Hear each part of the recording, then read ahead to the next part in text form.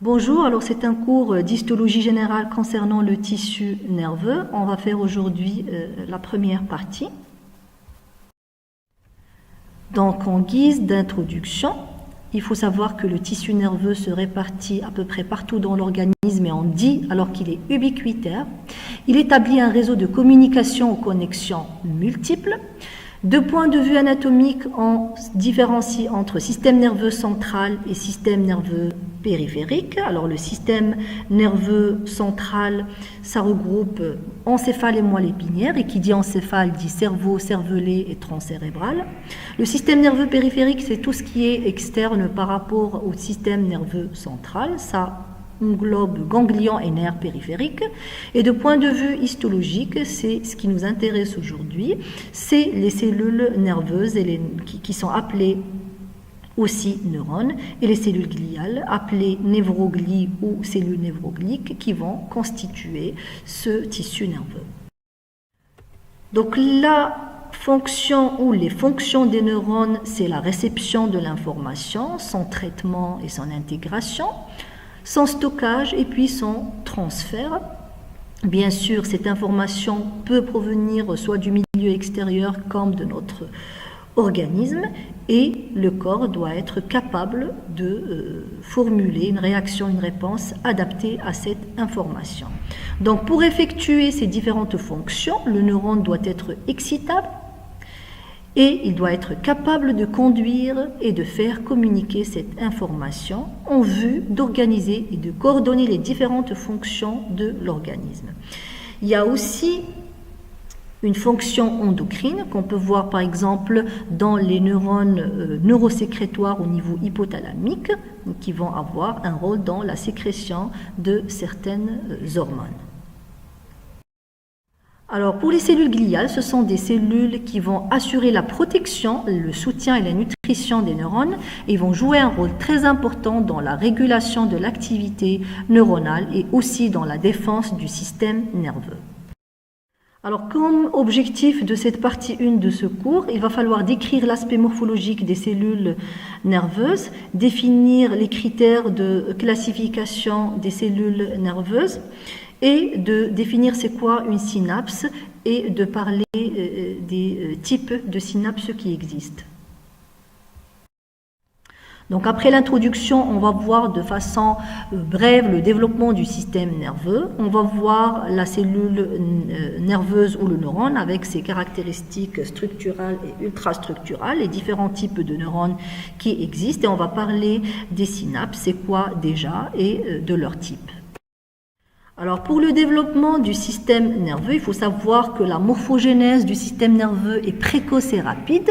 Elle débute au cours de la 3e semaine du développement embryonnaire et toutes les structures seront mises en place au cours de la 12e semaine du développement embryonnaire. La maturation par contre est longue et se poursuit après la naissance.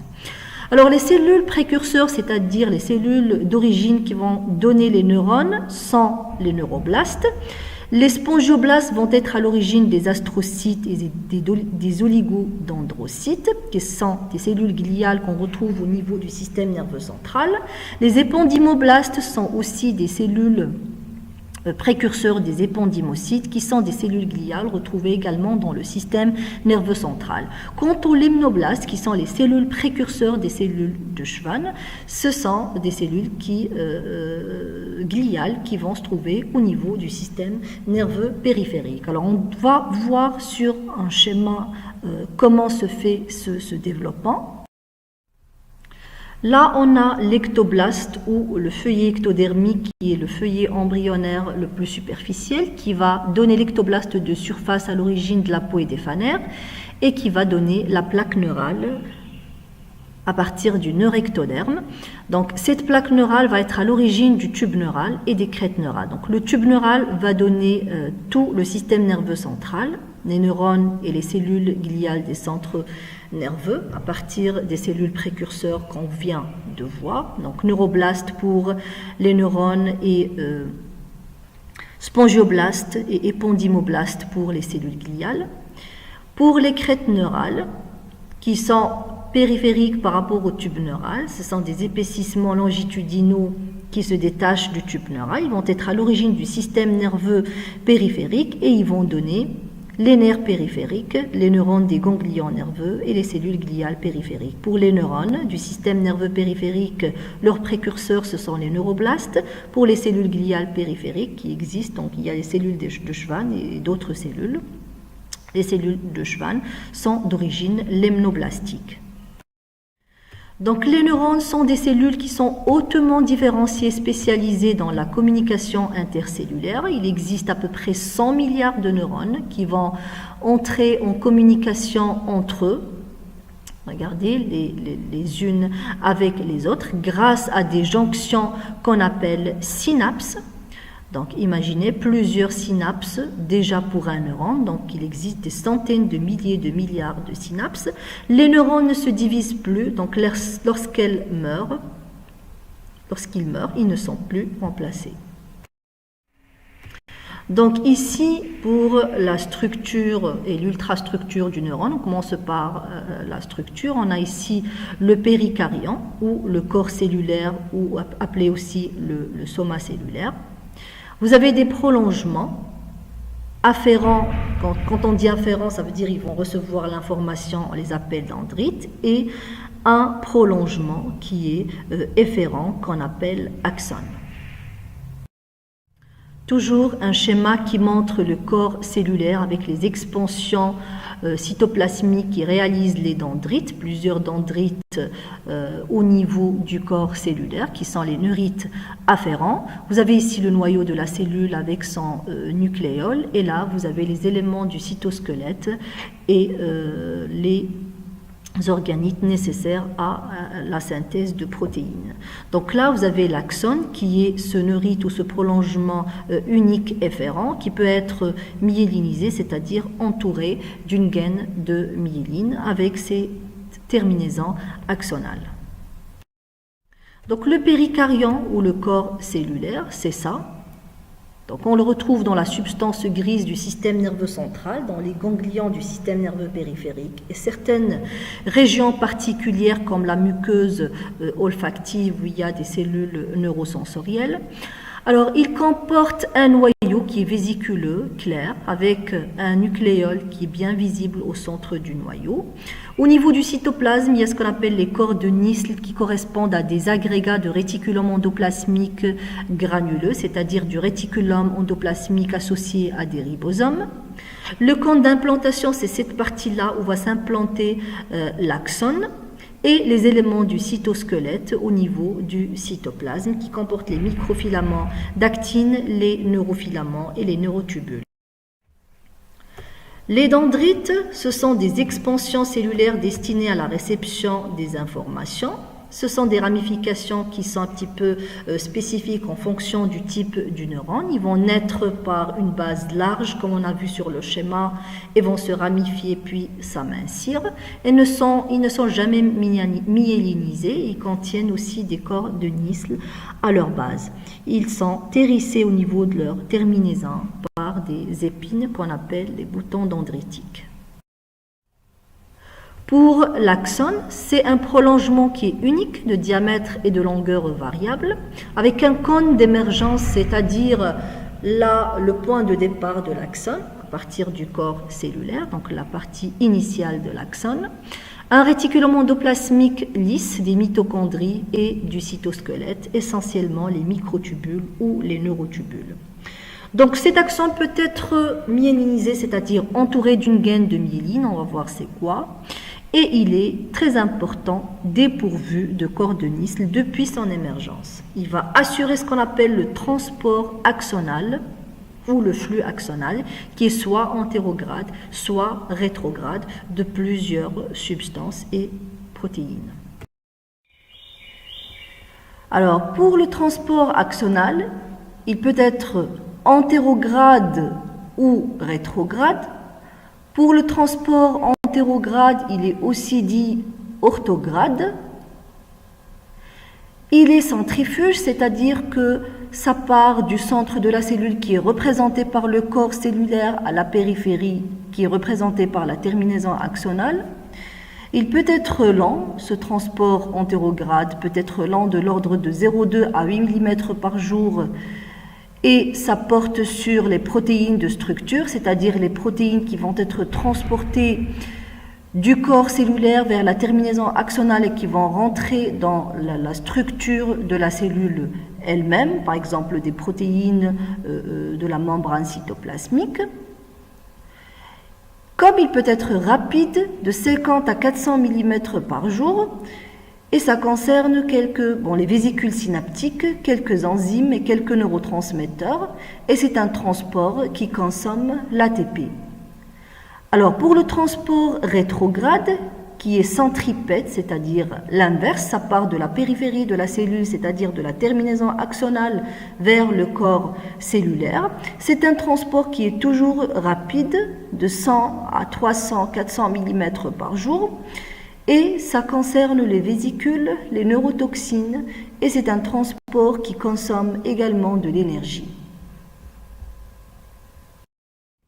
Regardez sur ce schéma-là, vous avez le corps cellulaire de ce neurone, vous avez l'axone, et on a ici par exemple une vésicule synaptique qui doit être acheminée vers la terminaison axonale. Donc cette vésicule synaptique va être prise par une protéine qui s'appelle la kinésine, qui va jouer le rôle d'un moyen de transport et qui va s'y adhérer et la transporter le long du microtubule vers la terminaison axonale. Donc c'est un transport qui est antérograde et qui se fait par le biais de la kinésine.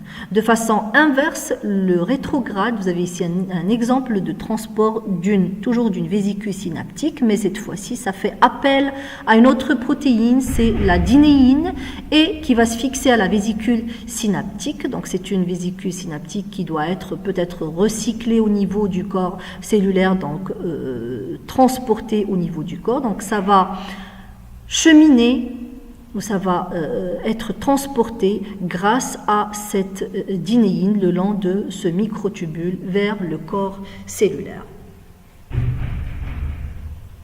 Alors pour les différents types de neurones, on va classer les neurones selon 3 principaux critères de forme ou critères morphologiques. Donc tout d'abord la forme générale de la cellule, on peut avoir des neurones unipolaires avec un seul prolongement, on peut avoir des neurones qui sont bipolaires avec 2 prolongements. On peut avoir des neurones pseudo-unipolaires avec un petit prolongement ici qui paraît unique, il est court mais il se ramifie, donc c'est pourquoi on l'appelle pseudo-unipolaire, et un neurone qui est multipolaire avec des dendrites et un axone. Donc voilà pour le neurone bipolaire, on a ici le prolongement en rapport avec l'axone, et là le prolongement en rapport avec le dendrite. Là c'est le multipolaire avec les dendrites et l'axone, et là c'est le pseudo-unipolaire avec ce petit prolongement qui court ici et qui se ramifie en dendrite et en axone. Deuxième critère, c'est la forme du corps cellulaire qui peut être soit fusiforme, étoilée, sphérique ou pyramidale. Et troisième critère, c'est la morphologie des dendrites. Donc le neurone isodendritique, il a une répartition qui est assez symétrique des dendrites au niveau du corps cellulaire, alors que le neurone idiodendritique se caractérise par cette répartition qui est assez particulière des dendrites au niveau de l'un des pôles du corps cellulaire. Alors, après avoir classé les neurones en fonction de critères morphologiques, on va voir maintenant les synapses. Les synapses, ce sont des connexions entre un neurone et une deuxième cellule. Cette cellule peut être soit un deuxième neurone, soit une fibre musculaire ou un récepteur sensoriel. Le rôle, bien sûr, de ces synapses, c'est la transmission et l'échange d'informations pour assurer la communication entre ces cellules. Donc là, c'est un exemple de plusieurs synapses neuronales entre 2 neurones.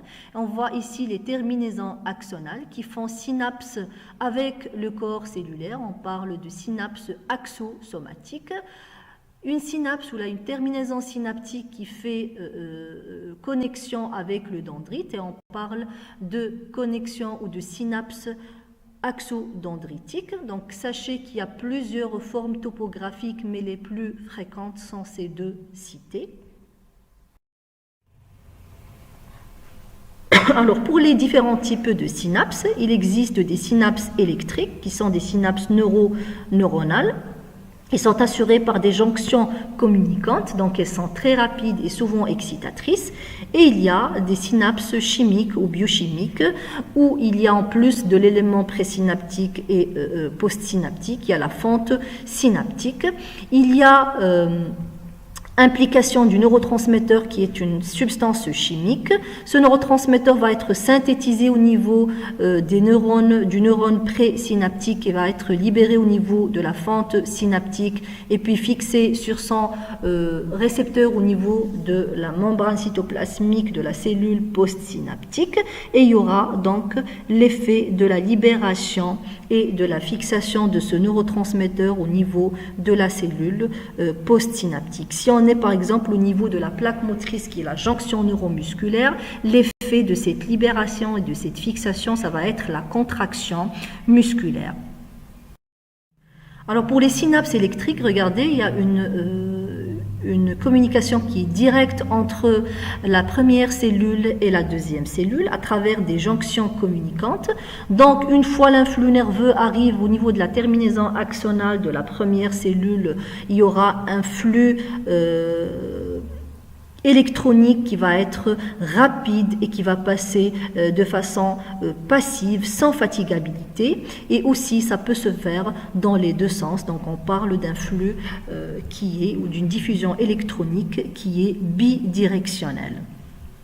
Regardez pour les synapses chimiques, ce sont des synapses qui sont plutôt dites polarisées. Pourquoi? Parce que l'influx nerveux doit passer obligatoirement depuis l'élément présynaptique vers l'élément postsynaptique. Il y a une fente synaptique où le neurotransmetteur doit être libéré et bien sûr ce neurotransmetteur, en se fixant sur ses récepteurs au niveau de la membrane postsynaptique, il va induire une réponse au niveau de la cellule postsynaptique. On note la présence au niveau du neurone présynaptique ici d'un épaississement de cette membrane, et au niveau de cette membrane-là, il va se retrouver aussi de petites dépressions qu'on appelle les synaptopores, où vont se loger les vésicules synaptiques qui comprennent le neurotransmetteur pour qu'elles libèrent leur neurotransmetteur dans la fente synaptique. De la même façon, vous aurez un épaississement au niveau de l'élément post-synaptique de l'autre côté. Toujours pour la synapse chimique, c'est une synapse qui est dite polarisée. On vient de dire pourquoi. Tout simplement parce que l'influx nerveux doit passer obligatoirement de l'élément pré vers l'élément postsynaptique, et qu'il y a un neurotransmetteur qui est une substance chimique située initialement dans les vésicules synaptiques du neurone présynaptique. Ces neurotransmetteurs vont être libérés dans la fente synaptique une fois l'influx nerveux arrive au niveau de cette terminaison-là. Donc le neurotransmetteur, lorsqu'il est libéré à ce niveau-là, il va se fixer sur son récepteur au niveau de la membrane postsynaptique et ça va se traduire par un effet, soit une stimulation ou une inhibition de cette cellule postsynaptique en fonction de la nature de ce neurotransmetteur. Ce neurotransmetteur, ensuite, va être soit détruit au niveau de la fente synaptique, soit repris par endocytose par le bouton présynaptique. Alors la plaque motrice, c'est un exemple de synapse chimique, c'est la jonction neuromusculaire qui se fait entre la terminaison d'un motoneurone et une fibre musculaire striée squelettique. Regardez, là vous avez la membrane présynaptique du motoneurone. Cette membrane va subir des modifications, ce qu'on appelle une dépolarisation à l'arrivée de l'influx nerveux. Vous allez voir ça en physiologie. Ce qui va ouvrir des canaux à calcium et faire entrer du calcium à l'intérieur de la cellule. Ce calcium en concentration élevée à ce niveau-là va induire l'adhérence de ces vésicules synaptiques qui contiennent un neurotransmetteur particulier appelé l'acétylcholine. Donc l'adhérence de cette vésicule va se faire au niveau de la membrane présynaptique et par la suite il y aura la libération du neurotransmetteur au niveau de la fente synaptique avant sa fixation sur son récepteur. L'effet de cette fixation, bien sûr, ça va être traduit par une contraction musculaire. Et cette acétylcholine, soit elle sera dégradée, détruite au niveau de la fente, soit repris par endocytose au niveau de la terminaison du neurone présynaptique.